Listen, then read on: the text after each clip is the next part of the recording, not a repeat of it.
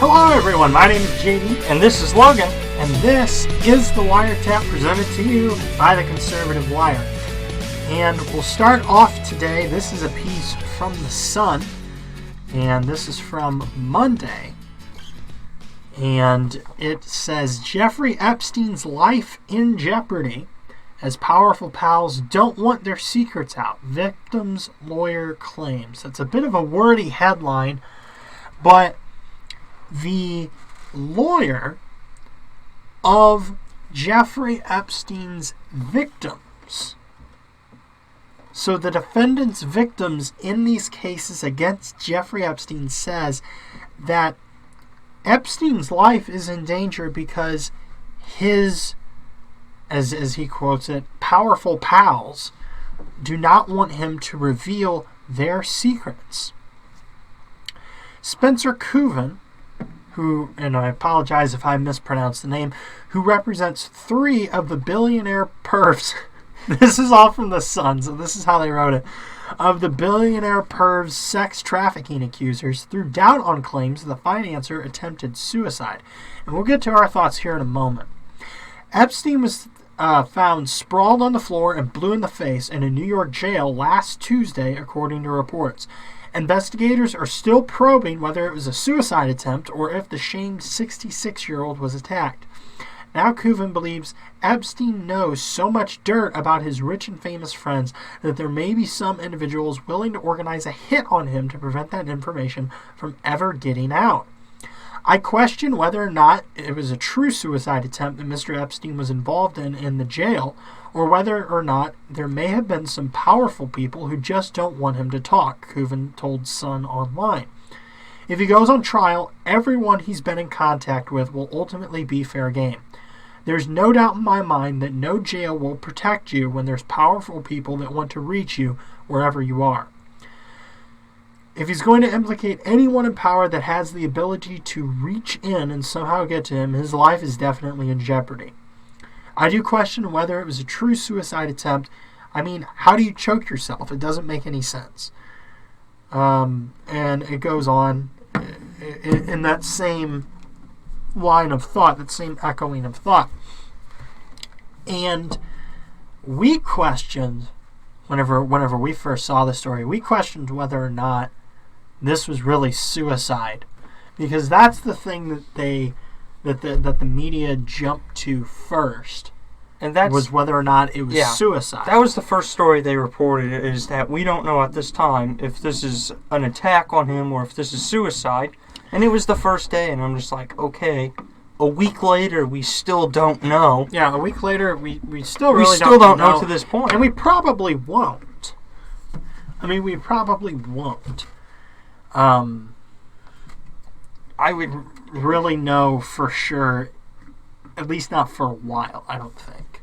I'm sure they've already figured it out. And it's kind of one of those things, it seems to me that this kind of stuff, whenever, somebody's in their cell and they wind up either injured or dead, suicide is always the thing that is like up there, almost like whenever there's, I don't know, like a mass shooting or something like that, which we talked about in our last episode. But if it involves, somebody who's of, third world ethnicity, who's from the third world, or who has ties there, is whether or not this was a terror attack or something like that. It's always one of those things thrown out whenever somebody's found in a cell who's injured or hurt in some way. Suicide is usually one of the things that is there at the forefront as possibility. Because, I mean, honestly, there's not a whole lot of options there that a person is found banged up or dead in their cell. They either killed themselves or somebody hurt them. And, I mean, you could have figured out if it was suicide by now, whether or not a suicide attempt, whether or not they've already figured that out and they're just not releasing any of that information to the public. Yeah. Is one thing, but they know what happened by this point. I mean, maybe. I mean, I would think that it's pretty easy to find out if somebody tried to figure. I would think that they would be able to by this point, because this happened. I mean, gosh, when was this first reported? I mean, it was last week. A week or more. it was a while ago. I mean, the story is from Monday, but I mean, by this time, it was well into last week that this happened. I would think that by now they would at least have an inkling of an idea, but they haven't really said anything about it. And I know some floated the theory that this was a hit by the Clintons, which I'm not going to go down that road. Really, I'm not going to go down that road. I won't go down that road specifically, but I could say that could see that there is someone who would want that to happen. I'm not going to pin it on like Bill and Hillary Clinton. I'm not going to go that far down the conspiratorial road, but it's within the realm of possibility that, because who is it that Jeffrey Epstein, hobnobbed with during all this time? Bill Clinton. Yes, Bill Clinton, but these high-profile societal elites, which, as much as they talk about being for the little man, the majority of them are, in fact, Democrats and leftists. The top, the three richest people in America, or in the world, rather, Jeff Bezos, Warren Buffett, Bill Gates, all three leftist Democrats. It's true. And, somehow the Republicans are always painted as the party of the rich, and the Democrats are the party of the little man. It doesn't make any sense whatsoever. Literally, the richest man, Jeff Bezos, runs one of the most leftist papers, the Washington Post. Oh, my God. Washington Post. I do not get along with the Washington Post. Even today, good grief. Today, Monday, as of time of recording, there have been multiple articles about the Trump tweets that are just... Are we still on that news cycle? Blazingly, or just idiotic. But I don't think it's outside the realm of possibility that there was some sort of coordinated, hit on Epstein. It also could have been just somebody inside the jail. That's not uncommon either. Somebody inside the prison itself who did something to Epstein. You never know. I don't find it likely, at least in my own mind. It just does not seem to me that it was an attempted suicide. Because in all of these, there really hasn't been anything mentioned of any sort of accessories that would have been used to try to kill yourself. Which, if they're talking about how it was possibly suicide, you would have thought that there has to be something in that cell as well. It didn't just disappear. Yeah. He's not... I'm about to pass out. Gotta get rid of this. Yeah, it would be in that cell. The only way that there wouldn't be something in that cell is if he took drugs of some sort, but there was bruising on his neck and everything.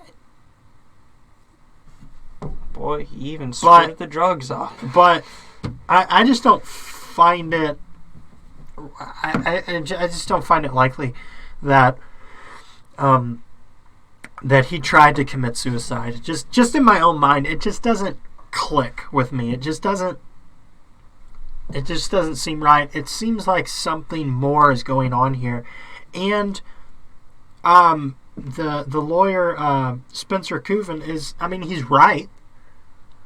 Whenever you're going forward with trials like this, and this is why witnesses and whatnot, they have to protect witnesses and everything. But whenever this kind of stuff goes to trial, everything is on the table at this point. How far are we even into the trial? Has it even started? No, he's just in jail at the moment. But, all of this stuff comes out. Everything is going to come to light and come out and be on, the record. And who knows how far back this goes. I was really hesitant at first. I know a lot of the conservatives in media and everything jumped on the defense of Trump and started talking about how Epstein was connected to the Clintons and connected to Bill Clinton and everything. And I held off on that initially for a couple days or so, just to wait to see what else comes out and not to just immediately play red team, blue team. Because I'm not interested in just playing red team, blue team and just straight default position defending Trump or anything. I'm more interested in what is true, what the truth is, and going from there. But as more information has come out, we see that trying to implicate Trump in this, I don't think is really going to go anywhere, because in 2011, Trump banned Epstein from Mar-a-Lago, which Mar-a-Lago, ironically enough, is one of the sites that there was supposed sexual assault by Epstein on Trump's Mar-a-Lago golf course. And in 2011, Trump banned him from Mar-a-Lago, so that was 8 years ago. And then, you have the thing circulating that, Trump called him a terrific guy in like 2001, 2002. I think it was 2002 that he said that, which was a long time ago. Trump back then was a Democrat. Heck, Trump in 2011 was still, I think, a Democrat, a registered Democrat. But I don't think that that's really going to go anywhere. Like it is with anything on the left. I held off at first from just jumping to Trump's defense or jumping to anyone's defense, really. And as more details have come out, you see Trump really isn't implicated in much of this, if any of this. And the focus really is on these high-class elite Democrats, these societal elite leftists who were involved with Epstein and in these escapades. I don't know what else to call them, but there's a lot that we still don't really know, I feel like. There's a lot that we do know that's been covered up and is secret, but there's a lot I feel that this is only scratching the surface. I feel like that this is something that is going to be a lot bigger going forward. Without a doubt, it's going to continue. It's going to continue to grow, and the media, I'm sure, will continue. Names will come out, and they'll drag them through the mud, whether or not they had any true connection, or whether or not, they always say, this person had to have known because they were friends with them for 2 weeks. They had to have known about this. Mm-hmm. And they're going to, everybody's going to get their name dragged through the mud that's ever had a connection to Epstein. Yeah. And I'm sure that as this goes to sentencing, and as the trial possibly continues, I'm sure that Trump's name will come up, and that'll be a fight that'll probably come up this fall. Yeah. As this moves forward, because it's going to be something else. It will be something that is timed, right for everything going on in the campaign and in the latter half of the primaries, as the Democratic candidates start shifting their focus from each other to Trump. I feel that that's probably what's going to happen is whenever all this starts heating up again, because this will die over the next couple months until we start getting to the actual trial portion of all of this. So I have another story here, and I found this interesting. This is from The Guardian, and this is from the 26th. So it was, almost a week ago. And it says, Apple contractors regularly hear confidential details on Siri recordings. And it goes, it's a lengthy piece, and it has a lot of description in it, but I want to read some of this. Apple contractors regularly hear confidential medical information, drug deals, and recordings of couples having sex as part of their job providing quality control or grading, the company's Siri's voice assistant, The Guardian has learned.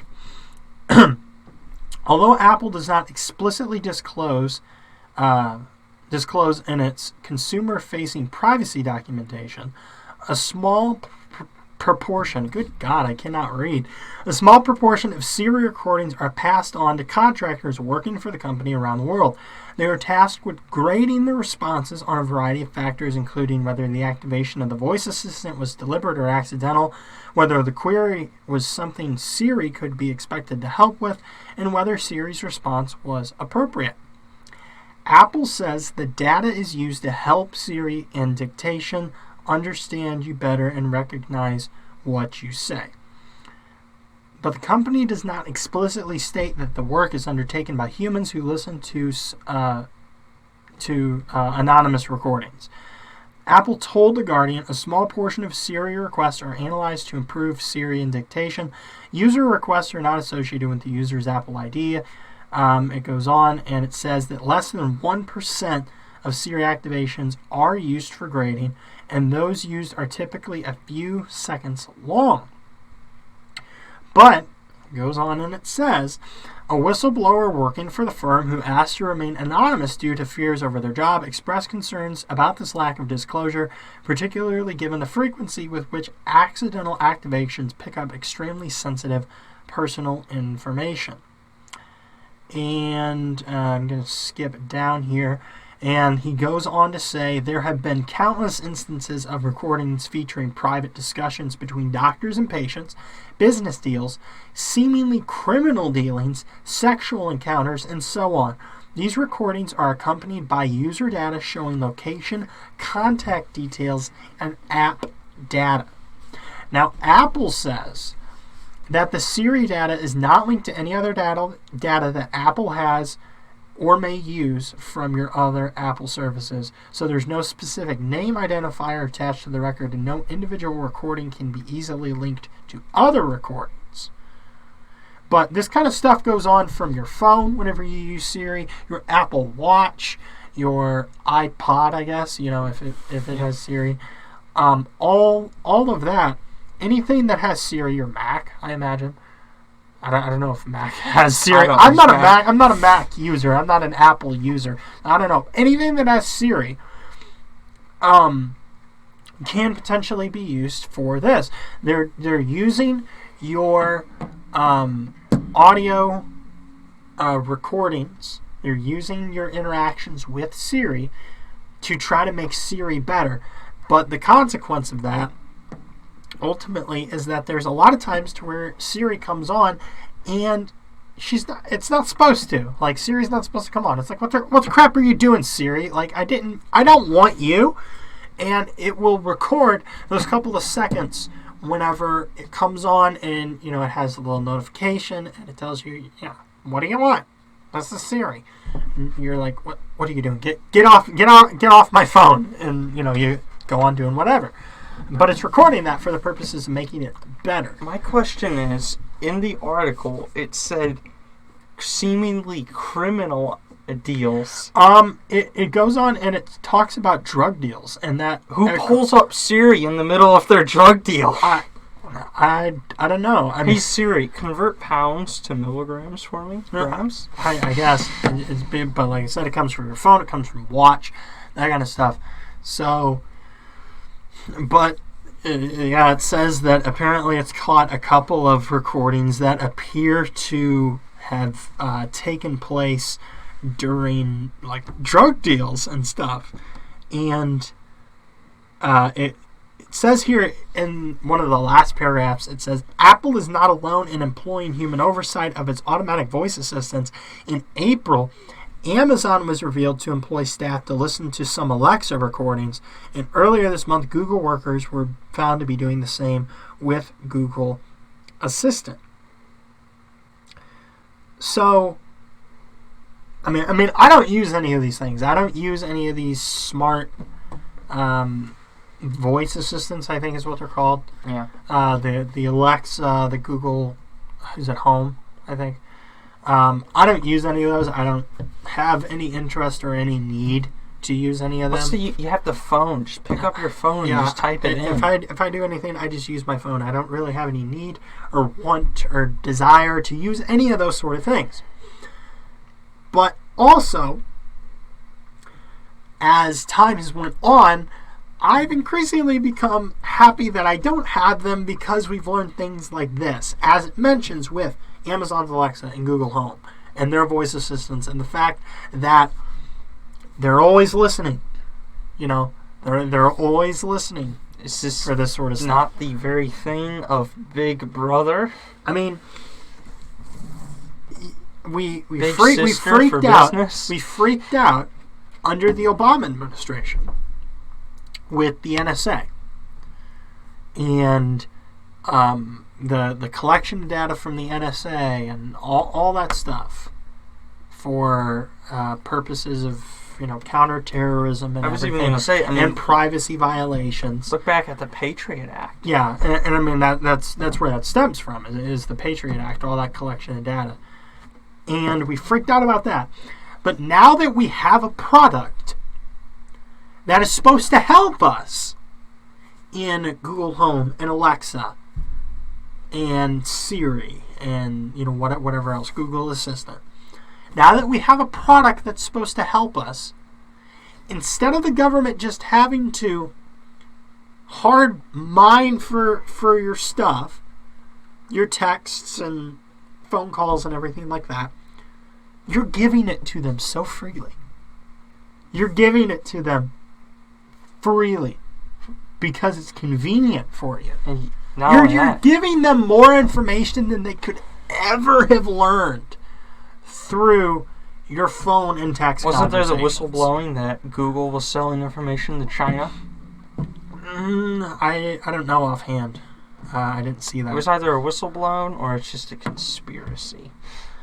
Might be a conspiracy. And probably the latter, but I wouldn't put it past them. I mean, we're just giving them more information than they ever could have learned anywhere else, and more useful information. Because what are you using Alexa for? This is the new American Community Survey. I mean, what are you using Alexa for? You're using it for shopping. I mean, a lot of the time. I mean, it is Amazon, and it connects you directly to Amazon, the largest web retailer in the world. I would use it to ask obscure questions. But it's connected to Amazon. It's right there at your fingertips. Oh, I need something. Hey, put this in my cart or purchase this for me, and it arrives at your door in a couple days. It captures and holds and is giving more information, or could potentially, rather, more information than any of our phone calls or anything like that could ever give the government. And we're worried about Facebook privacy. That was the big thing all those months ago, was Facebook privacy and what they were doing with your private information for ad revenue. Well, ads, what is the purpose of ads? Let's break this down. What's the purpose of ads? It's to make you buy something. Do you not think that your information and what you're freely giving Alexa or Google for what you want to purchase will not be used for ads? It's true. Do you not think that not even what you're telling it, hey, buy, since it's listening to you, because it has to in order to work, if you say, hey, Alexa, it always has to be listening for that vocal cue. So do you not think with it always listening that, I mean, this is a little more of a conspiratorial route, but do you not think that it's within the realm of possibility that it can also pick up certain words that's like, hey, they're talking a lot about needing a new television. let's recommend brands of televisions that are highly rated here on Amazon. I mean, they're talking about how they need a tent because they want to go on a camping trip. Well, here's brands of tents that users like. You not think it's within the realm of possibility? I mean, it does it on your computer. You type something into a Google search bar. Into Google, and you'll have ads for the next month about an object that you don't care about anymore because you went to Walmart and bought it. You didn't wind up buying it online. You went somewhere else to buy it. But it's totally within the realm of possibility if something like that happens, and we're just freely giving them this information that is just. I mean, it's for ads. It's for buying stuff. I mean, that's what all this is. You keep coming back to Amazon to keep giving them money to keep buying stuff. I mean, that's the way business works. But it's just we freaked out so much under Obama about WireTap, and we give up so much information now. And like I said, this is from The Guardian from last week, talking about Apple in particular now, which you figured, I mean, if Amazon is doing it, if Google's doing it, you got to figure Apple probably is, and now here we have confirmed that Apple through Siri is in some capacity of always listening as well, in some capacity. But we want to thank you all for joining us on this edition of the WireTap.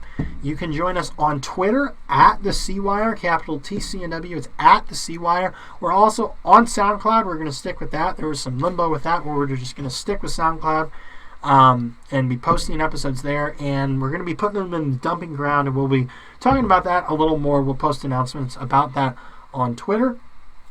But again, you can like, subscribe, follow. Check us out on both platforms. If you're on SoundCloud, come to YouTube, look at us in our bunker. If you're on YouTube, go to SoundCloud, listen to it on the go. Do whatever. Make sure you comment down there with maybe topics that you want to see us discuss in the future, things that you like, things that you don't like. We're always looking for your input because this is a channel that you guys are helping us build. So with that, for Logan, I am JD, and we will see you all in our next episode.